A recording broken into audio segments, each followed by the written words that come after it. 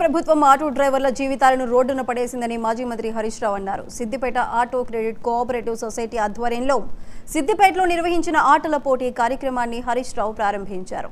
కార్యక్రమంలో ఆటో డ్రైవర్ల సేవలను ప్రస్తావించి ప్రశంసించారు. కాంగ్రెస్ ప్రభుత్వం ఆటో డ్రైవర్లకు అన్యాయం చేసింది. ఆటో కార్మికులకు న్యాయం జరిగే వరకు పోరాటం చేస్తామని హరీష్ రావు హామీ ఇచ్చారు.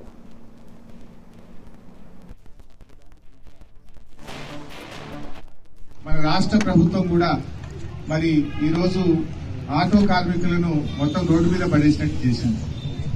ఈ రాష్ట్ర ప్రభుత్వం కూడా వెంటనే కార్మికుల పక్షాన ఆలోచించాలి. ఇలా కార్మికులు తమ యొక్క జీవనాన్ని కోల్పోయే పరిస్థితి.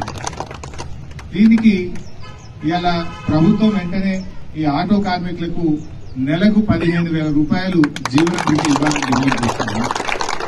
ఉచిత బస్సు మంచిదే, దాని ఎవరు కాదంటలేదు. ఇంకా బస్సులు పెంచండి.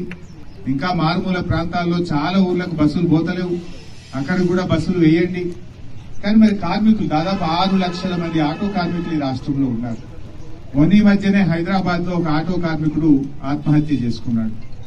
ఏంది ఇబ్బంది అని తెలుసుకుంటే ఆయన మంత్లీ ఇన్స్టాల్మెంట్ కట్టలేకపోతున్నాడు. ఈఎంఐ ఉన్నది బ్యాంకులో, క్రెడిట్ ఫైనాన్స్ కంపెనీలో ఉన్నది.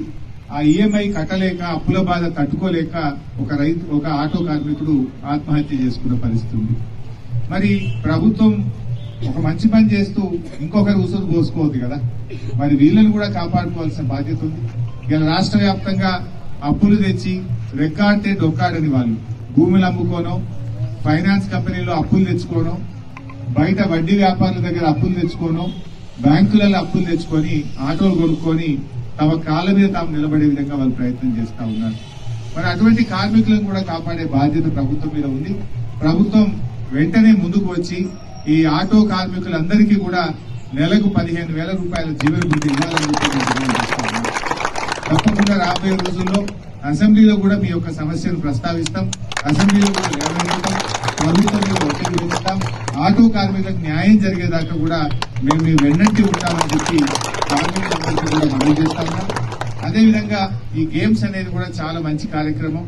మీలో ఒక నూతన ఉత్సాహాన్ని కలిగిస్తుంది, స్పోర్టివ్నెస్ ను పెంచుతుంది.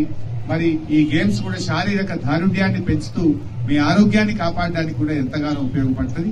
ఈ స్పోర్ట్స్ ఈవెంట్స్ లో అందరూ ఉత్సాహంగా పాల్గొని మరి మంచి క్రీడా ప్రతిభను చాటాలని చెప్పి కూడా ఈ సందర్భంగా కోరుకుంటూ, మన సిద్దిపేట స్పోర్ట్స్ కు ఒక నిలయంగా ఉంది. అన్ని రకాల గ్రౌండ్స్ ఉన్నాయి మన దగ్గర.